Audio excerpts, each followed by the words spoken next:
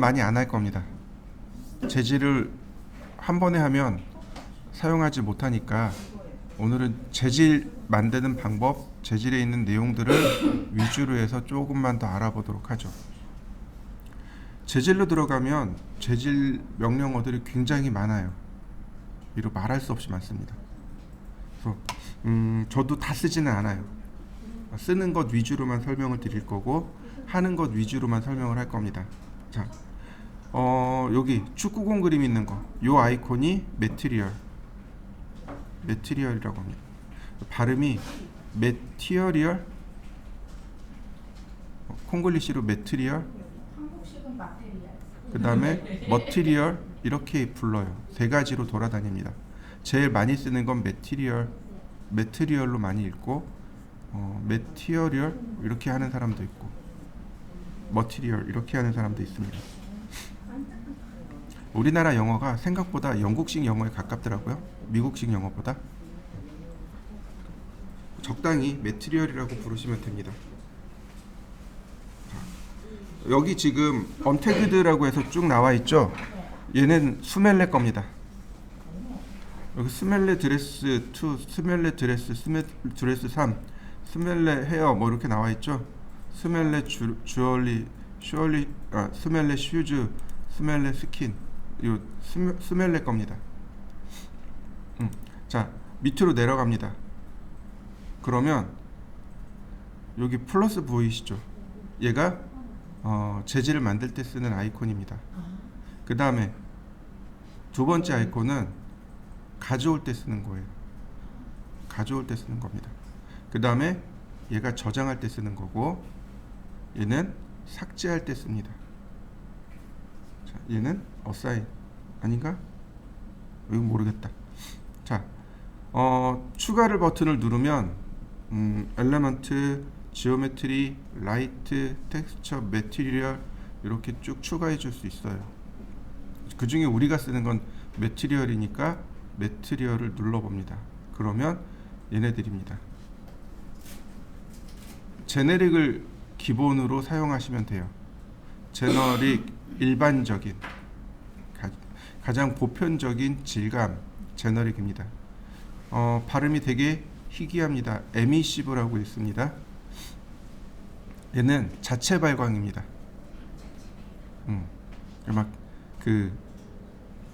승질에 뻗쳐서 막 이렇게 발광하는 거 말고 자체 발광, 자기 스스로 빛을 내는 효과.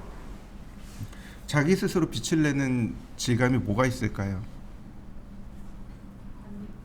네, 반딧불. 또 네, 조명에 들어가요. 조명해 주시면 돼요. 그러니까 에미시브를 이용하면 조명 효과가 납니다. 그 다음에 야광 같은 거 있죠. 네온등이라든지 이런 거에 주시면 되고, 투사이드 같은 경우는 앞면 뒷면에다가 다른 재질을 줄 수 있습니다. 면이 하나잖아요. 보통 우리가 재질을 주면 앞면이나 뒷면에 똑같은 재질이 들어가요. 근데 따로따로 주는 겁니다. 재질을 앞면 뒷면 따로따로 주는 거고, 이건 카페인트, 자동차 도장이네요. 서페이스 스케팅이 얘가 아니다. 넘어가죠. 안 쓸 거예요. 머리카락인데 얘도 안 쓸 거고요. 얘는 범프맵인데 여기 범프맵은 여기 제너릭에서 쓸 겁니다. 얘는 블렌드입니다. 재질 두 개를 섞을 때 사용하는 겁니다. 안 쓸 거예요. 멀티머티리얼, 이 멀티머티리얼이 맥스에서 써요. 스케치업에서 안 써요. 툰 오버리드, 요건 조금 쓸만해요. 오버리드가 덮어쓰기란 뜻이죠. 그럼 툰은요? 네, 툰 렌더. 맥스에서는 툰 렌더라고 합니다. 만화 느낌이요. 만화 느낌.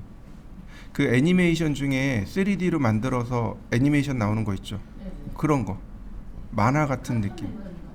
네, 카툰 렌더요. 툰 렌더라고 합니다, 보통. 그러니까 카툰, 그러니까 만화 있죠.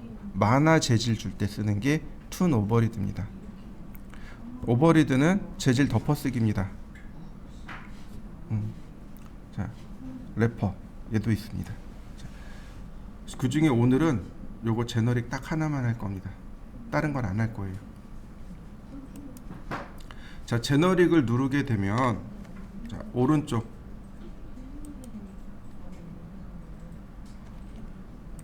자, 제너릭을 실행하면 요렇게 나타납니다.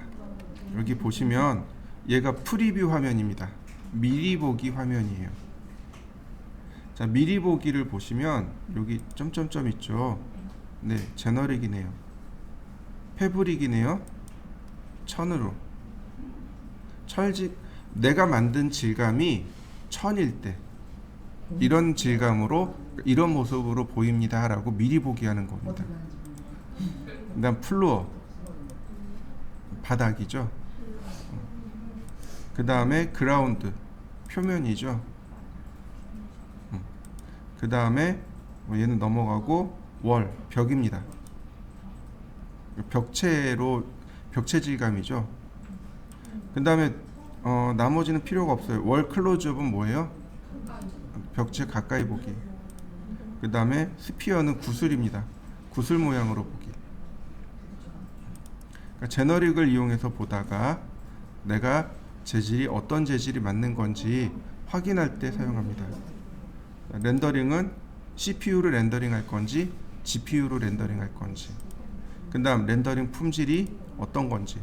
1대1이면 렌더링 품질을 그대로 적용해 주는 거고, 렌더링 품질을 2분의 1 반으로만, 원래 내가 봐야 될 게 100이면 50% 정도의 렌더링 품질로 보여줍니다 라는 뜻입니다. 8분의 1이면 렌더링 품질이 되게 나쁘다는 얘기죠.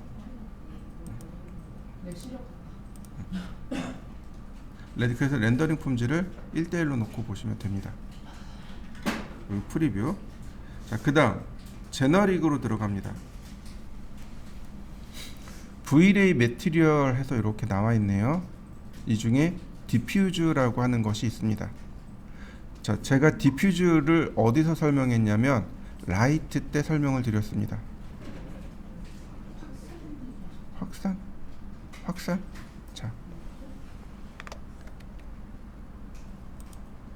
자, 제가 조명을 하나 만들었습니다.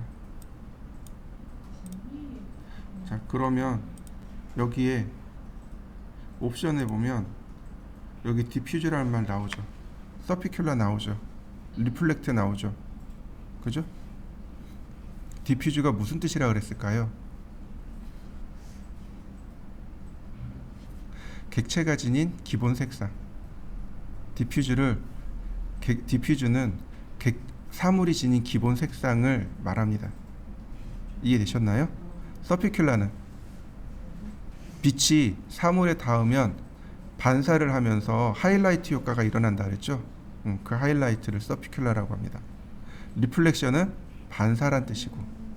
그러면 다시 제너릭으로 들어와 보죠. 그럼 디퓨즈란 얘기는 무슨 뜻이에요?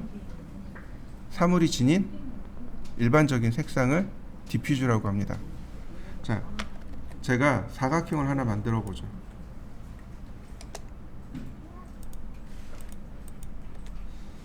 여기다가 제가 사각형을 하나 이렇게 만들었습니다. 여기다가 이 디퓨즈 색상을, 그러니까 지금 만든 이 제너릭을 여기다가 부여를 할 겁니다. 재질 부여하는 방법 크게 두 가지가 있습니다.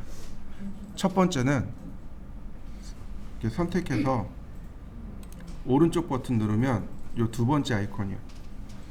어플리가 적용하다란 뜻입니다. To selection. 선택한 객체의 현재 재질 적용하기. 어플리 to selection 누르면 이렇게 적용이 됩니다. 그 다음에 색상을 바꿔보죠.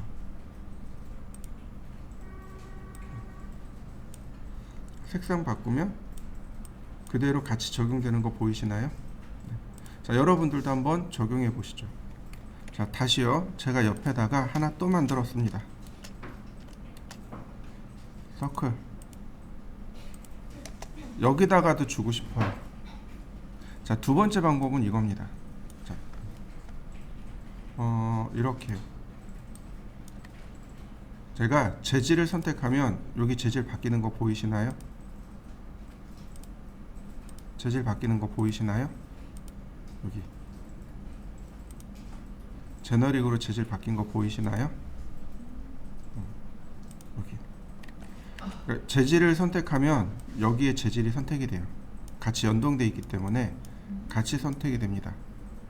그러면 이렇게 해 놓은 다음에 여기 재질을 클릭하고 버킷 툴이 나오죠? 이때 클릭. 그러면 재질이 쉽게 들어갑니다. 자, 두 가지 방법이에요. 자, 한번 해보시죠. 자, 그러면 여기서도 색상 조절이 되는 거 보이시나요? 선택한 재질이 여기로 들어왔죠? 그럼 여기서도 간단하게 색상 조절은 됩니다. 근데 두 개가 동시에 되네요. 네, 두 개 동시에 됩니다. 따로따로 되는 게 아니라. 선택을 하는 순간 동기화가 돼서 여기가 동기화가 된 거예요. 다만 여기는 뭐만 되는 거예요? 색상, 텍스처, 오파시티 이렇게 세 가지만. 자, 이해되셨나요? 근데 중요한 거는 컬러를 쓰는 게 중요한 게 아니에요. 뭐가 중요하냐면 맵이 중요합니다. 맵이라고 해요. 이거는 맥스에서도 나올 이야기인데 매티리얼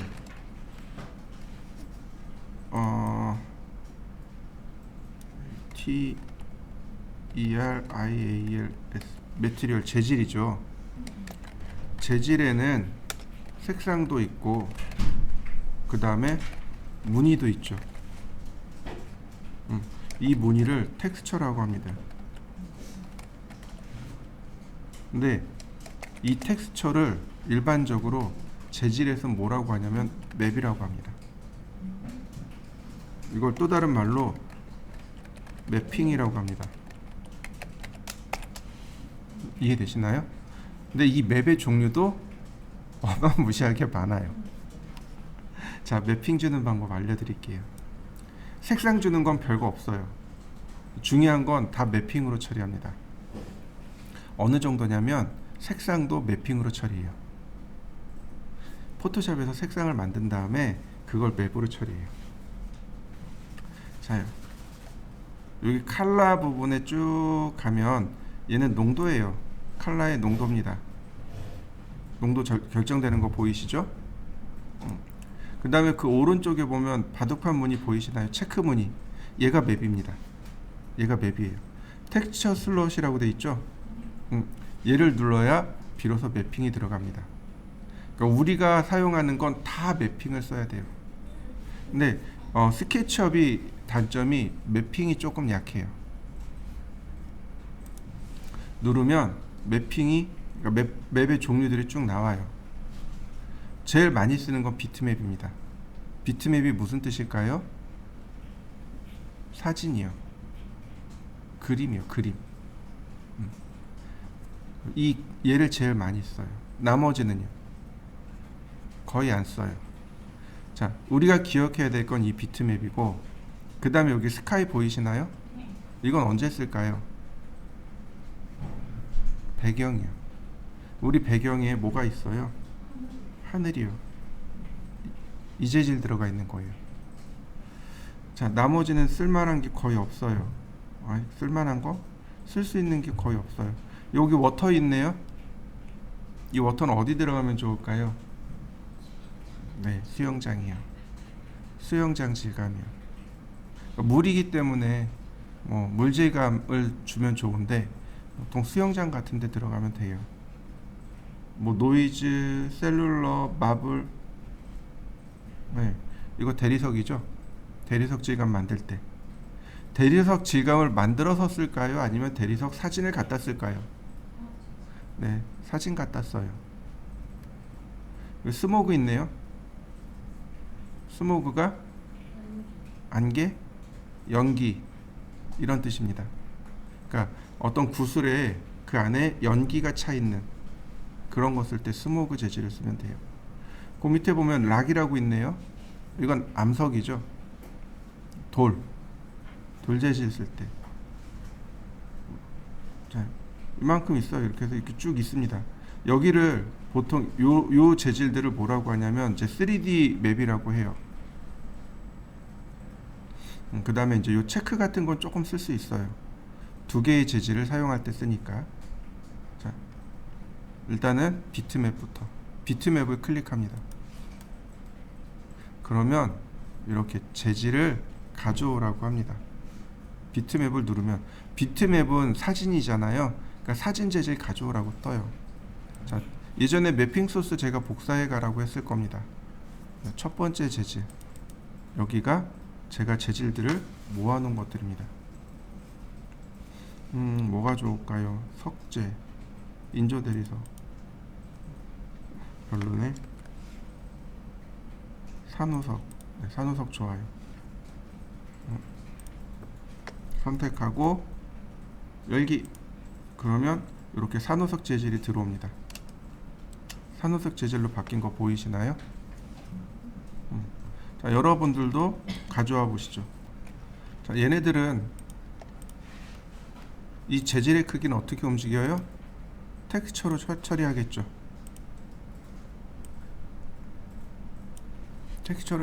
텍스처로 처리되는 거 보이시나요? 그러면 이렇게 서로 다른 크기를 가질 수 있습니다. 자, 한번 해보시죠. 그 다음에 옵션들이 쭉 나옵니다. 뭐라고 쭉 나와요. 근데 얘네들 안 써요.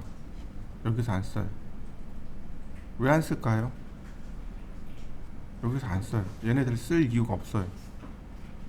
왜 안 쓸까요? 요 내용을 쓸 이유가 없어요. 예를 들어서 인버트 텍스처라고 되어 있네요. 인버트가 색상 반전이란 뜻이에요. 얘를 체크하면 색상 반전 들어간 거 보이시나요? 색상 반전 들어가네요. 그죠? 이거 쓸 일이 없어요. 왜요?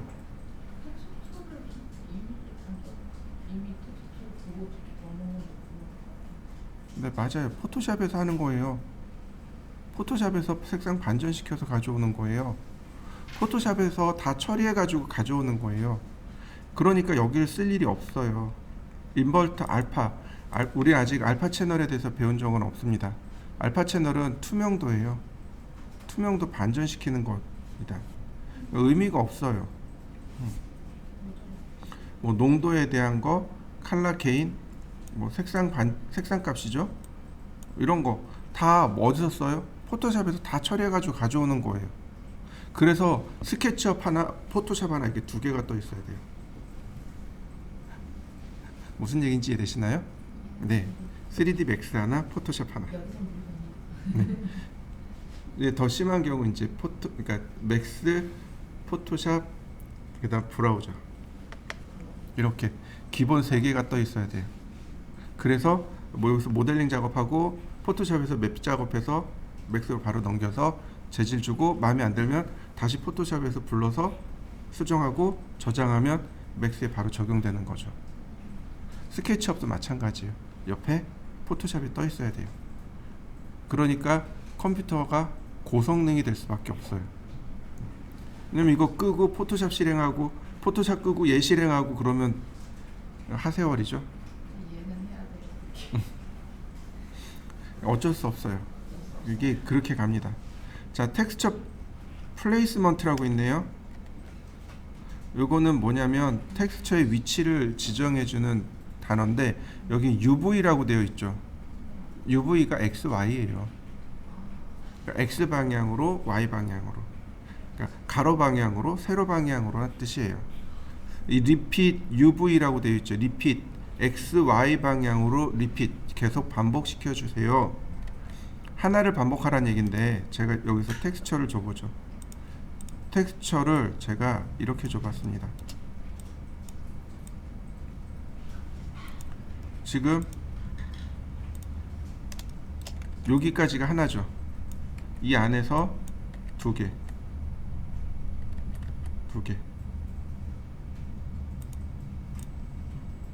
더 많아진 거 보이시나요?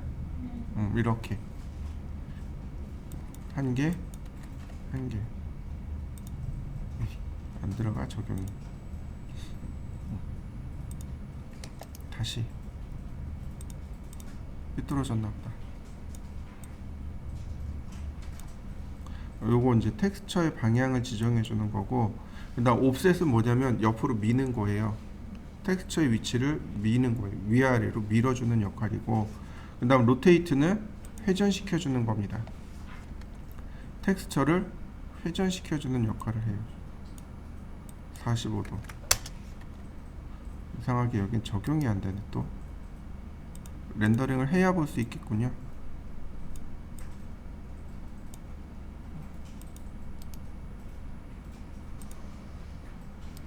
적용이 안 돼요.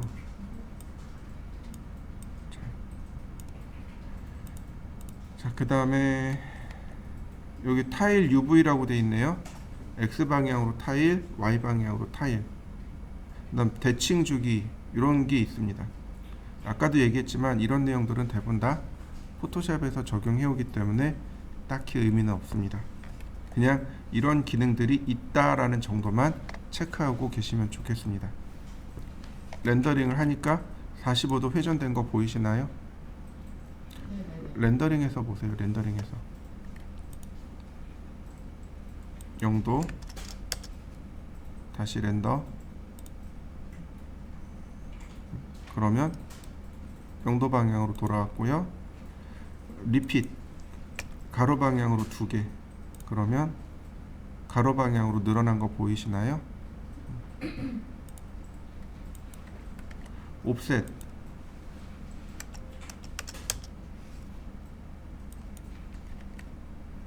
자, 0.5만큼 옵셋. 그러면 절반만큼 움직입니다. 이렇게 이 길이를 1로 보면 0.5면 요만큼 이동시켰다는 얘기예요. 옵셋은 방향이 지정이 어떤 지정이요? 방향이. 똑같아요. 옵셋이 호라이즌탈이나 버티컬이나. 그러니까 여기 얘가 X 방향, Y 방향 이렇게. 여기 보시면 요게 U 방향, U 방향이 가로, 요게 V 세로. 그러니까 쉽게 얘기해서 이게 X 방향, 여기가 Y 방향 이렇게 되는 거죠. 타일을 꺼버리면 반복돼서 나오지 않아요. 텍스처 제가 사이즈를 줄여봤습니다. 자, 여기서는 타일이 나오지만 렌더링하면 이렇게 타일이 안 나와요. 타일을 꺼버렸거든요. 타일을 체크하면 다시 타일 돼서 나오는 거 보이시죠? 이렇게 렌더링을 통해서 확인할 수 있습니다. 자, 한번 확인해 보시죠. 여기 비트맵에 보시면 쭉 오른쪽에 가면 조절자 보이시나요? 요게 있다는 이야기는 뭔가 더 내용이 숨어 있다는 얘기입니다. 얘를 누르면 자, 이렇게요. 더 나오는 거 보이시나요? 여기 필터 블로어 보이시나요?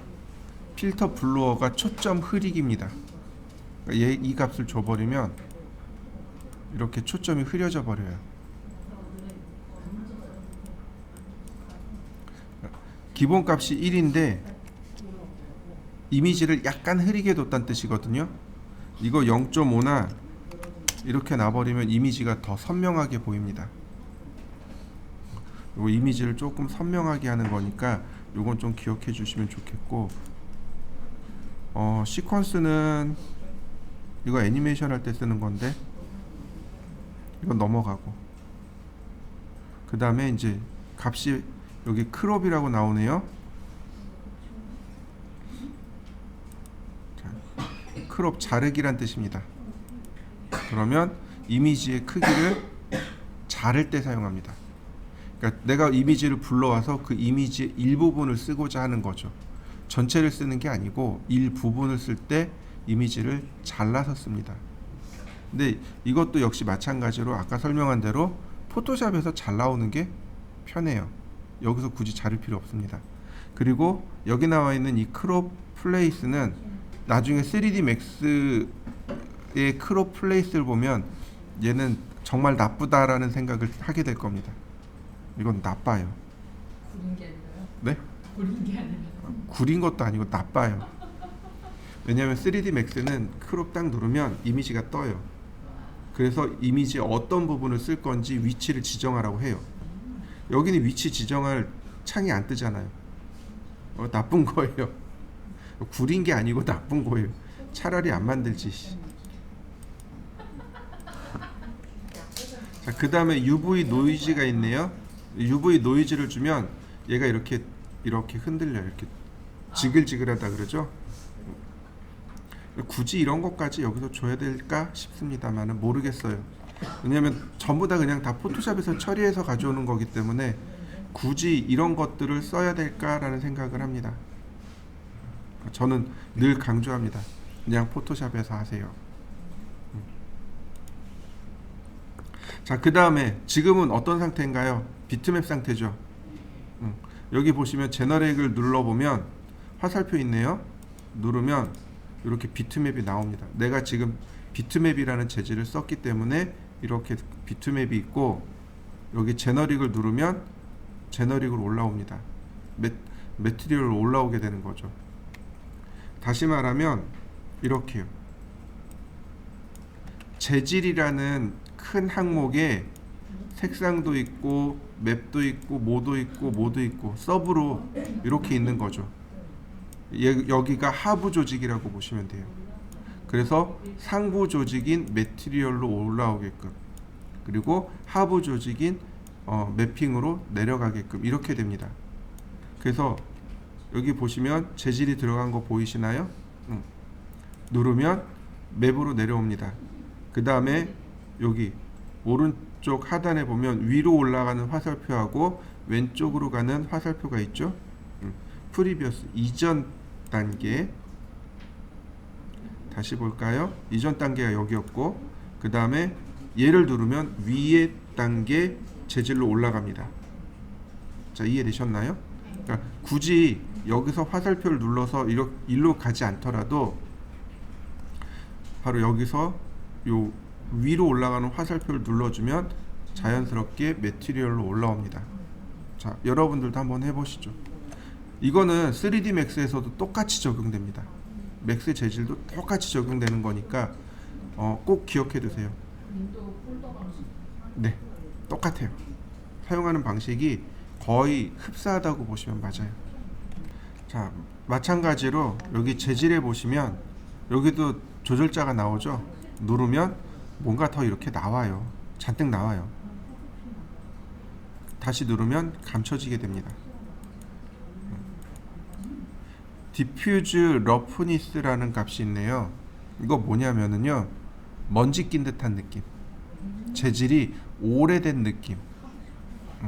러프니스를 주게 되면 이 재질이 오래된 느낌이 납니다. 먼지가 껴서 오래된 듯한 느낌이 이렇게 들게 돼요. 그게 디퓨즈 러프니스라고 합니다. 자, 한번 해보시죠. 이거 재질에 먼지 낀 느낌. 네. 자, 그 다음에는 여기 리플렉션이 있고 리프렉션이 있습니다. 가만히 보면 단어가 두 개가 거의 비슷한데 두 글자가 달라요. 보시면 위에 건 리플렉션이라고 합니다.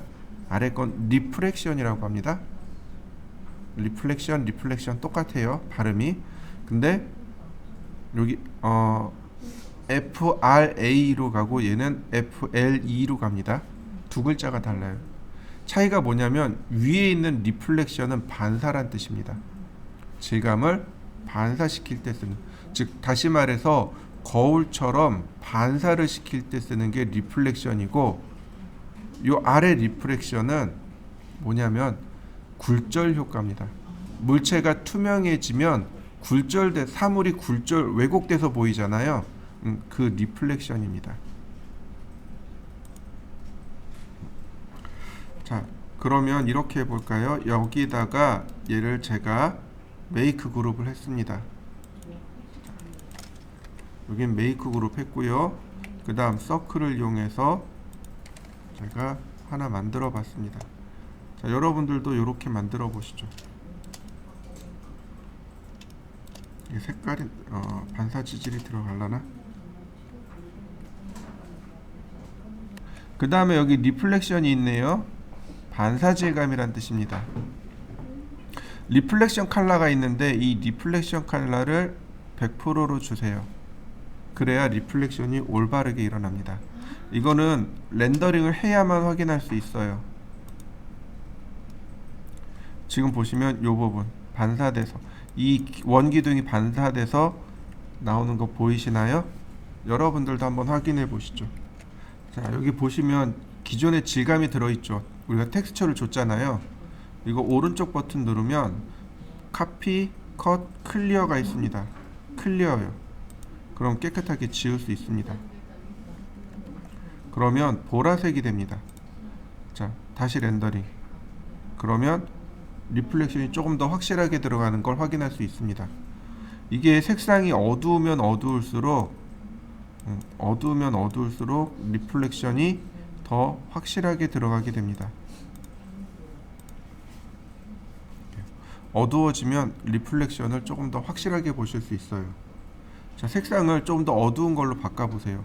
질감 자체를, 그러니까 텍스처 자체를 어두운 걸로 해보세요. 그러면 리플렉션이 들어가는 걸 확실히 확인할 수 있습니다. 자, 리플렉션에 보면 리플렉션 글루스니스라고 있습니다. 이게 반사되는 정도를 뜻하는데, 이게 뭐냐면 여기 반사가 됐잖아요. 지금 얘가 얼마만큼 빛나고 있느냐예요.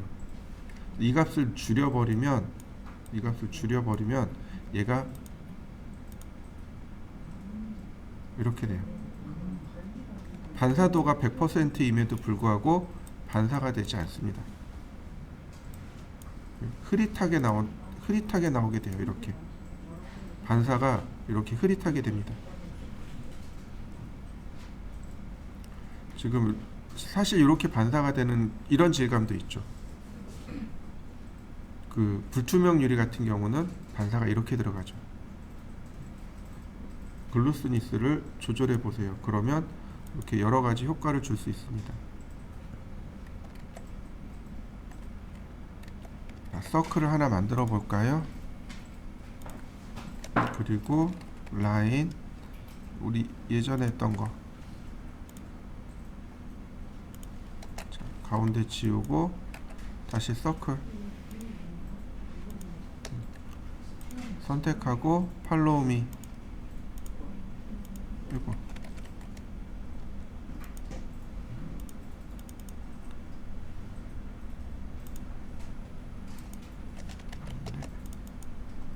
선택하고 팔로우 미. 자, 제가 이렇게 구슬 모양을 만들었습니다. 자, 메이크 그룹 이동. 자, 제가 여기다가 이렇게 이동시켜 놨습니다. 자, 여러분들도 이렇게 하나 만들어 보시죠. 여기 프레넬부터 확인해 보도록 하죠. 프레넬이라고 합니다. 이 프레넬은 사람 이름이에요. 수학자 이름입니다. 이 프레넬이라는 사람이 이제 반사에 대해서 연구를 했는데, 이렇게 물이 있어요. 그리고 위에서 이렇게 봤을 때와 그러니까 좀 더 이렇게 낮은 각도로 봤을 때 언제 반사가 제일 잘 될까, 이걸 연구했던 거예요. 자, 보시죠. 위에서 이렇게 쳐다봤습니다. 지금 프레넬 체크되어 있기 때문에 렌더링하면 반사가 이 정도 되네요. 자, 다시 제가 비스듬하게 놔봤습니다. 자, 다시 렌더. 반사가 더 잘 된 거 보이시나요? 이해되시나요? 이건 굴절에도 똑같이 적용이 돼요. 위에서 내려다보면 반사가 좀 덜 돼요. 굴절이 덜 됩니다. 그런데 비스듬하게 보면 반사도 더 잘 되고 굴절도 더 잘 돼요. 이걸 수학적으로 계산한 사람이 프레넬이라는 수학자입니다. 이걸 프레넬 리플렉션이라고 이야기해요. 이해되시죠? 그래서 프레넬 리플렉션을 쓸 거냐 말 거냐 이 얘기예요. 프레넬 리플렉션을 쓰게 되면 보는 각도에 따라서 반사가 잘 되기도 하고 조금 덜 되기도 하고 그렇게 됩니다. 그 다음에 리플렉션 IOR이라는 값이 있습니다. 리플렉션 IOR은 그 반사도라고 보시면 맞을 것 같아요.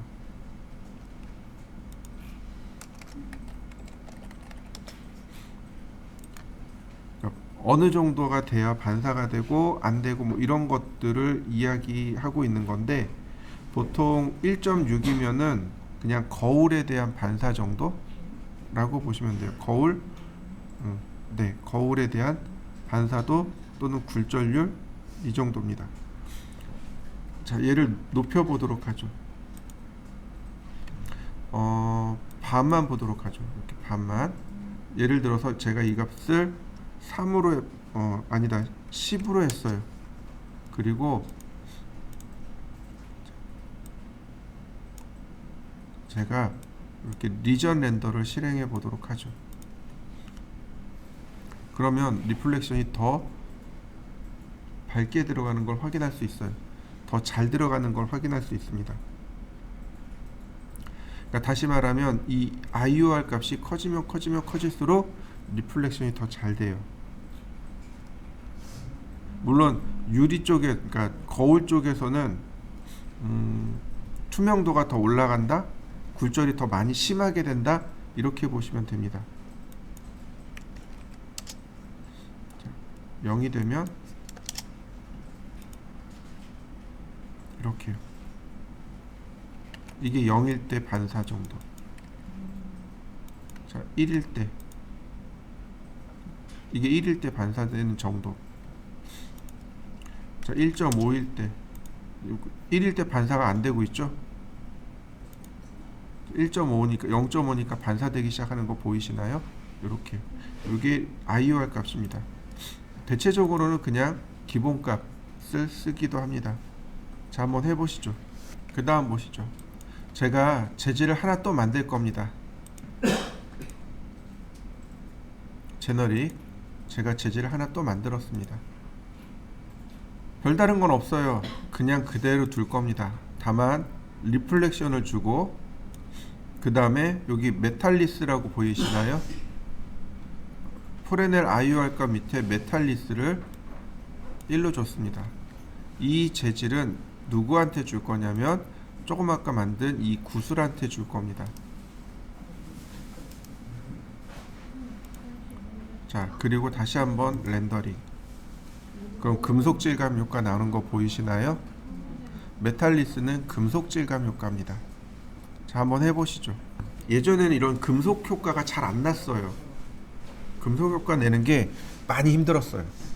근데 요즘은 이 메탈리스가 들어오면서 금속 질감 효과 내는 게 조금 수월해졌습니다. 재질을 하나 새로 만들었습니다. 제너릭. 똑같아요. 색상 안 바꿨습니다. 다만 이번에는 누구를 쓸 거냐면 요 아래 리플렉션이요. 여기 리플렉션 컬러 있네요. 리플렉션 컬러를 100으로 주고, 누구한테 줄 거냐면 이 재질은 얘한테 줄 겁니다. 원기둥한테 줄 겁니다. 그럼 원기둥이 투명해지는 거 보이시나요? 렌더링. 그럼 이렇게 투명해진 거. 자, 다시 설명해 볼까요? 자, 여기 위에 있는 리플렉션은 뭐라고요? 반사죠. 아래 리플렉션은 뭐라고요? 굴절이요. 굴절입니다. 물체가 통과하면서 굴절을 하는 겁니다. 이렇게 굴절을 하는 거죠. 빛이 통과를 할 거예요. 그럼 무슨 얘기가 돼요? 이 물체는 투명한 물체가 됩니다. 이해되셨나요? 그러니까 다시 말해서 이 아래 리플렉션은 물체를 투명하게 만들 때 사용하는 옵션입니다. 물체가 투명해지면서 굴절 효과가 들어가게 되는 거죠. 자, 굴절률을 낮춰볼까요? 그럼 물체가 불투명해집니다. 이와 같이요. 자, 굴절률을 그러니까 이 값을 주면 더 많이 그러니까 더 많이 투명해지는 거죠. 그러니까 굴절이 심해지는 게 아니고 굴절을 네, 많이 투명해지냐 덜 투명해지냐 그 이야기입니다. 원장님 좀 그 다음이요. 다시 이번엔 어디로 갈 거냐면 첫 번째 만들었던 재질이요. 첫 번째 만들었던 재질이 이 바닥 재질이었죠. 바닥 재질로 들어갈 겁니다. 자, 디퓨즈 컬러에 보시면 맵을 아까 우리가 지웠습니다. 자, 다른 맵을 써볼 겁니다. 체크요. 어디 갔나요? 체크가 비트맵 컬러 그라디언트 여기 있다. 체커. 휠을 돌리시면 밑에 더 숨어 있죠? 체커. 체커는 체크 무늬를 만들 때 사용하는 맵입니다. 지금 흰색 검정색이죠? 그러니까 흰색 검정색 여기 보면 A 컬러, 그러니까 컬러 A, 컬러 B 이렇게 두 개 나오죠? 그러니까 두 개의 재질이 체크 무늬를 이루고 있는 겁니다. 이때 여기 보시면 또 다른 맵을 불러다가 사용할 수 있습니다. 그럼 맵 두 개가 체크 무늬로 이렇게 쭉 나오게 되는 거죠. 거기까지는 안 할 거고, 자, 이렇게 이 체크 무늬를 바닥에 주었습니다. 그럼 바닥에 이렇게 체크 무늬가 들어가요.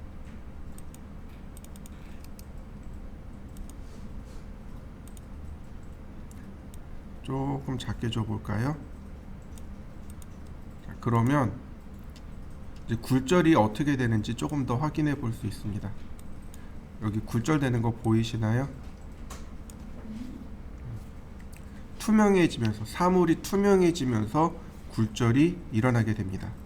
자, 한번 해보시죠. 그 다음에는 여기 코트가 있네요. 코트가 외투란 뜻이죠. 외투를 하나 더 입히는 겁니다. 근데 여기서 코트는 뭐냐면 이런 거예요. 지금 제가 리플렉션을 껐습니다. 메탈리스를 껐어요. 그럼 렌더링 하게 되면 얘는 일반 재질로 나오겠죠. 여기에다 제가 코트 값을 올려보죠. 코트를 이렇게 올려봤습니다. 그러면 여기에 코트가 이렇게 입혀지게 됩니다. 뭐라 그러지? 일반 재질에다가 코팅을 한다고 생각하시면 돼요. 이 코트가 외투란 뜻도 있지만 코팅이란 뜻도 있죠. 코팅을 하게 되면 외투를 입히게 되면 은은하게 이렇게 반사질감이 들어가겠죠. 그게 코팅의 정의입니다. 코트 컬러를 조절하게 되면 코트의 색상이 들어가겠죠. 제가 빨간색을 넣어봤습니다. 그러면 빨간색 코팅이 들어갑니다. 그러면 이렇게 붉은색이 코팅이 들어가네요. 원래 재질에 붉은색 코팅이 입혀지게 됩니다. 농도를 조절해 주고요. 이렇게 농도가 들어가겠죠. 그럼 역시 글루스니스가 있습니다. 글루스니스를 낮추면 얘가 이렇게 흐릿한 이렇게 여기 보시면 이렇게 확산돼서 들어가는 거 보이시죠? 이렇게 확산돼서 들어가는 효과를 볼 수 있습니다. 자, 여러분들도 한번 코팅을 한번 해보시죠. 이 아래 보시면 코트 범프라는 것이 있습니다. 이 코트 범프는 이 범프를 먼저 공부하고 그 다음에 써보도록 하죠. 일단은 제가 여기다가 사각형을 하나 그렸습니다. 제가 이렇게 사각형을 그렸고요. 그 다음 질감도 하나 만들어 보죠. 제너리 여기다가는 범프라고 했습니다. 재질은 뭘로 가져오시냐면, 자, 요거 다 가지고 계시나요? 첫 번째 소스 여기 벽돌이 있습니다. 요거요. 브릭 003번이요. 요거 003 범프하고 같이 있습니다. 003번을 가져오시면 돼요. 이 재질을 여기다 넣었습니다. 자, 넣어 주시죠. 텍스처를 좀 조절해 주세요. 좀 크게. 작으면 안 보입니다. 이렇게 크게 조절해 주세요. 자, 렌더링을 해보죠. 렌더링을 했더니 그냥 이렇게 재질이 들어간 것 뿐이죠.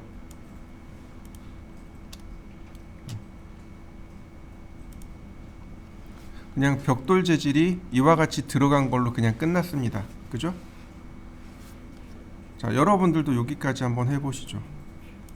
이번엔 범프입니다. 범프예요. 범프 맵이라는 건 뭐냐면, 여러분들 혹시 엠보스라는 단어 아시나요? 주로 화장지에 많이 들어가 있는데, 요철 있는 거, 화장지에 이렇게 요철 있는 걸 엠보스라고 하죠. 네, 재질에 엠보싱 주는 기능이 바로 범프입니다. 근데 중요한 게 있어요. 그 중요한 게 뭐냐면 바로 이겁니다. 바로 이거요. 지금 여기 파일명이 범프라고 되어 있죠. 범프 재질은 불러드린 이미지에 명도값만 씁니다. 다른 거 안 써요. 명도값만 써요. 이해되시나요? 명도가 높은 것은 볼록하게 튀어나가게 되고, 명도가 낮은 부분은 속으로 들어가게 됩니다. 이해되시죠? 그래서 포토샵에서 명도값만 바꿔버린 겁니다. 이해되셨나요? 그러니까 여러분들이 포토샵을 다뤄야 되는 이유가 이런 거예요. 범프 맵은 명도값만 써요. 즉 다시 말해서 흰색, 검정색만 쓴다는 뜻입니다. 그래서 바꿔야 돼요. 자, 보실까요? 자, 아이고, 깜짝이야. 자,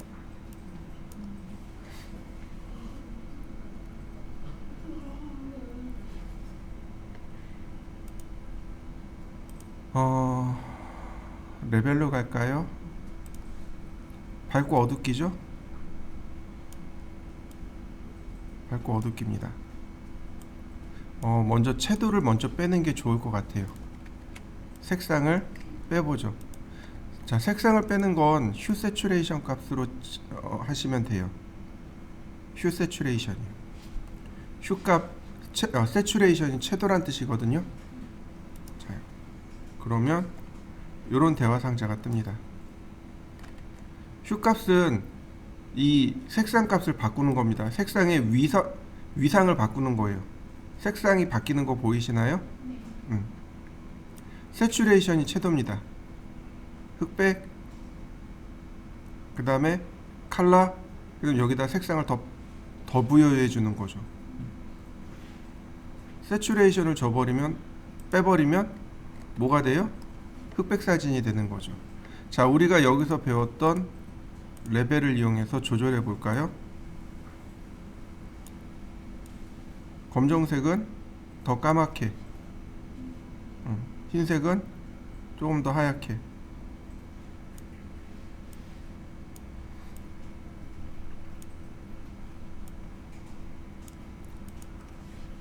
근데 여기가 밖으로 나와야 되고 여기가 안으로 들어가야 되잖아요.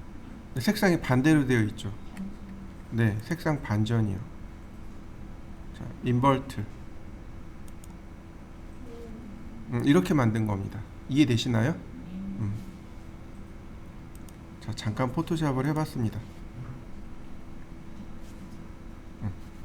자, 그래서 만든 이미지가 이렇게 생긴 이미지예요. 얘를 어디로 가져가요? 범프 맵으로 가져갑니다. 자, 범프 맵에 보시면, 범프에 보시면 여기 범프 맵 보이시죠? 네, 노멀 맵이 있고 로컬 스페이스 맵이 있는데 그냥 범프 맵 쓰시고, 그 오른편에 체크문이 있죠. 여기에다 가져오는 겁니다. 여기에다 가져오는 거예요. 비트맵 누구를? 요 흰색 검정색은 얘를 가져오는 겁니다. 열기. 자, 그 다음에 범프맵 엠보스의 정도를 조절하는 건 그 아래에 있는 어마운트 값으로 조절하면 됩니다. 자, 렌더링. 요철감이 나타나는 거 보이시나요? 자, 여러분들도 한번 해보시죠. 제가 2로 올렸고요. 다시 한번 볼까요? 요철감이 조금 더 또렷해진 걸 확인할 수 있습니다. 자, 한번 해보시죠. 범프맵은 렌더링을 하면서 요철감이 있게끔 보이게 하는 효과입니다. 요철감이 있게끔 보이게 하는, 요철감이 보이게 하는 효과예요. 이해되시나요? 그래서 정확하게 요철을 만드는 게 아니고 요철감,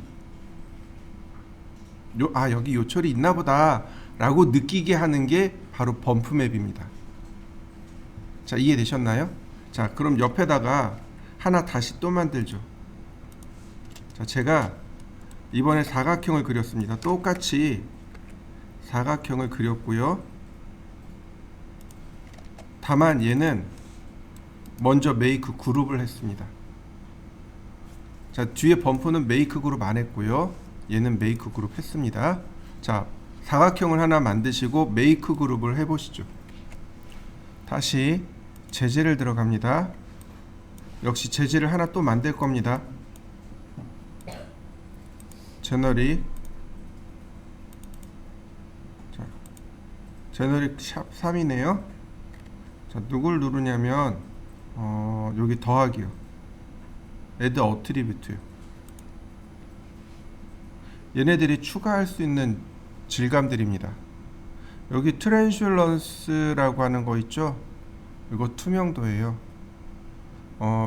더 정확하게 이야기하면 매질이라고 합니다. 매질. 이게 무슨 얘기냐면 투명한 질감이잖아요. 근데 이 투명한 질감이 어떤 거냐 이거죠. 물인지 주스인지 혹은 잉크인지 혹은 젤리인지 그거 지정해 주는 게 트랜슐런스입니다. 오늘 우리가 공부할 내용은 뭐냐면 여기 디스플레이스먼트입니다. 자, 디스플레이스먼트를 추가하면 기본적으로 이렇게 꺼져 있어요. 추가합니다. 활성화 시킬 거고요. 당연히 노말입니다. 당연히 노말 디스플레이스먼트고, 자, 똑같습니다. 자, 디퓨즈에다가 누굴 불러와요? 똑같이 브릭 03을 불러올 겁니다. 디퓨즈는 브릭 03. 그 다음 디스플레이스먼트에는 브릭 03 범프를 불러올 겁니다. 이렇게요. 자, 이해되시죠? 자, 한번 불러와 보시죠. 여기는 브릭 03 디스플레이스먼트는 브릭 03 범프입니다. 디스플레이스먼트도 똑같아요. 불러드린 이미지의 명도값만 사용합니다. 명도값 사용하는 건 범프나 디스플레이스먼트 둘 다 똑같습니다. 자, 불러와 보시죠. 똑같이 재질을 부여하고요. 자, 렌더링. 뭔가 달라진 거 보이시나요? 좀 더 확대를 해볼까요? 자, 아니면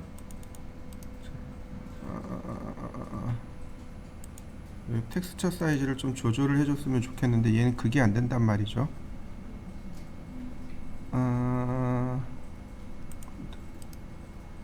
여기 핏을 해보면 되겠구나. 자, 이렇게요. 자,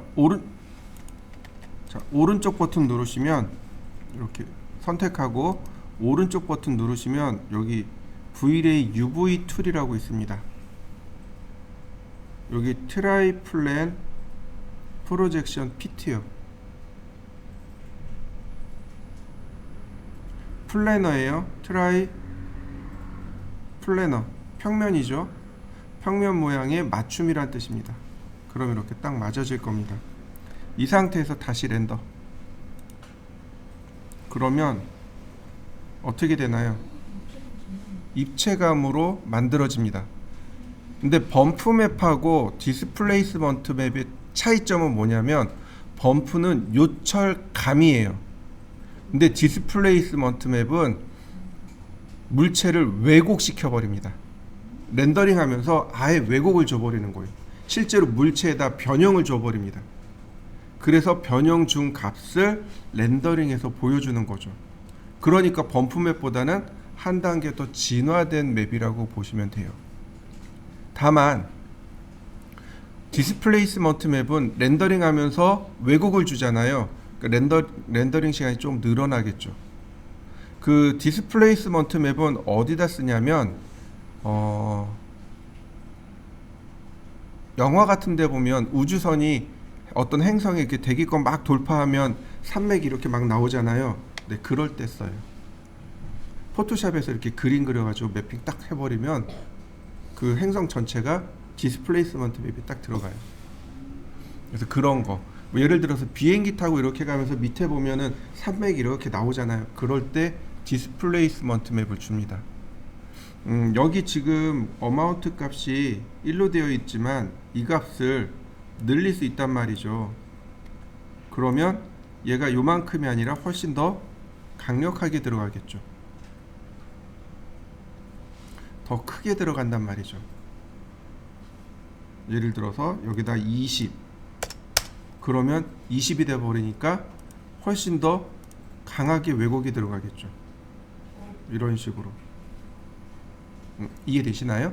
얼마든지 그 값을 조절해 줄 수 있단 말이죠. 자, 1.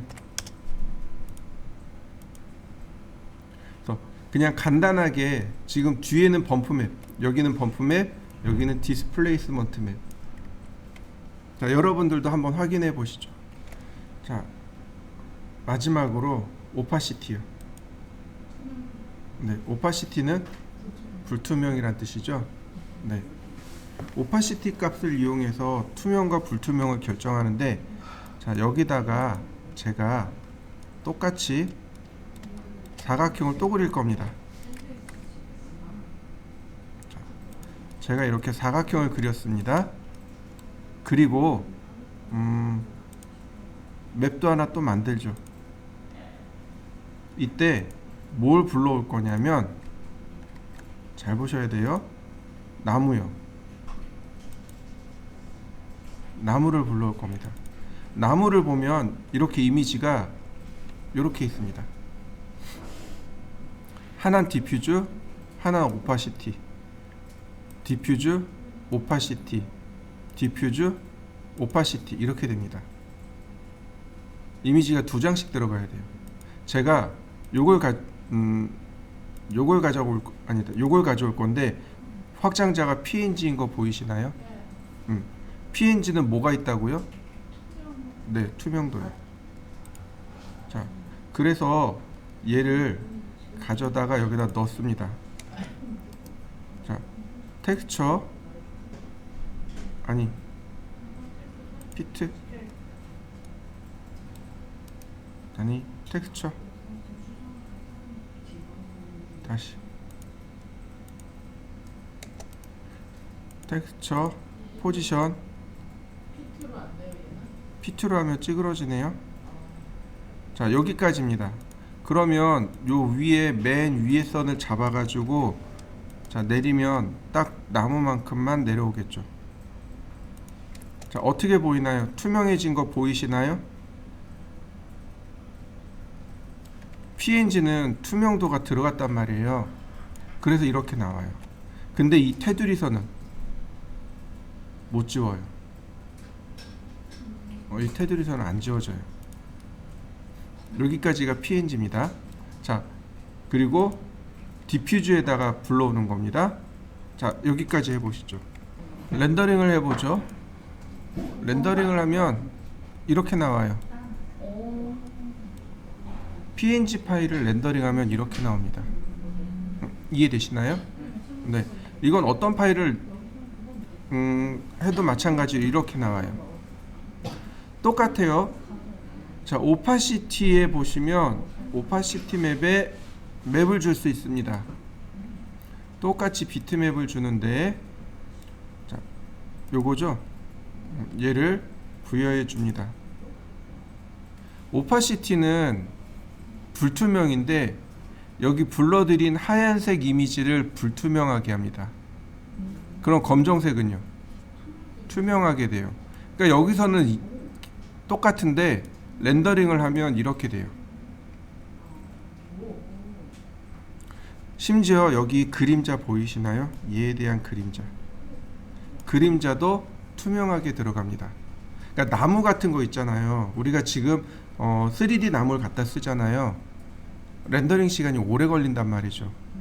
그러니까 그렇게 렌더링 시간을 조금이라도 줄이고자 하기 위해서 쓰는 요령이었던 거죠. 사람이라든지 자동차라든지 나무라든지 모델링을 하면 시간이 오래 걸리는 것들이지만 그냥 이렇게 매핑 처리해 가지고 사용하는 거죠. 이게 오파시티 맵입니다. 자, 지금 여기다가 얘가 지금 저기잖아요. 그냥 객체잖아요. 얘를 컴포넌트로 만들 겁니다. 컴포넌트로 만들 건데 그 중에 여기요. Always Face 카메라요. 이거 그러면 항상 정면만 보게 돼 있어요. 그 여기 인물들 저것처럼요? 네, 맞아요. 그러면 내가 어디를 보든지 간에 얘가 이렇게 계속 정면만 보여요. 이런 식으로. 그러면 다른 면이 안 보이는 거죠.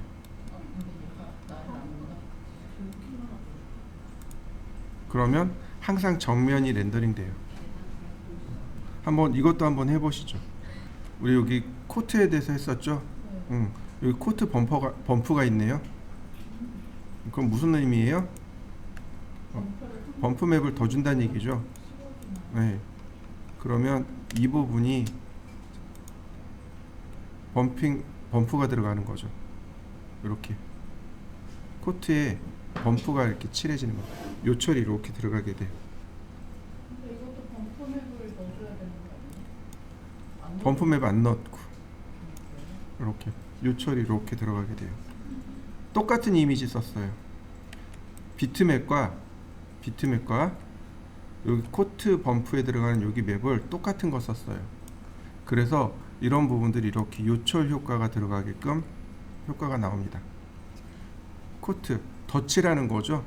덧칠하는데 이렇게 요철감이 들어가게 돼요.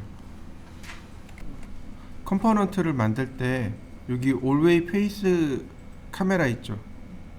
요거 체크하시면 되고 섀도우 페이스 선이라고 돼 있네요. 섀도우 그림자가 태양을 바라보게끔. 자, 꺼볼까요? 그럼 어떻게 되나요? 돌아가는 거 보이시나요? 이렇게 끄셔야 돼요. 그리고 지금 여기 있잖아요. 실제로는 중심이 여기 있어야 되는 거잖아요. 그러니까 뭘 바꿔야 돼요? 네, 엑시스를 바꿔야 되는 거죠. 원점 Y 방향, X 방향. 그래야 이렇게 중심을 향해서 이렇게 돌아가겠죠.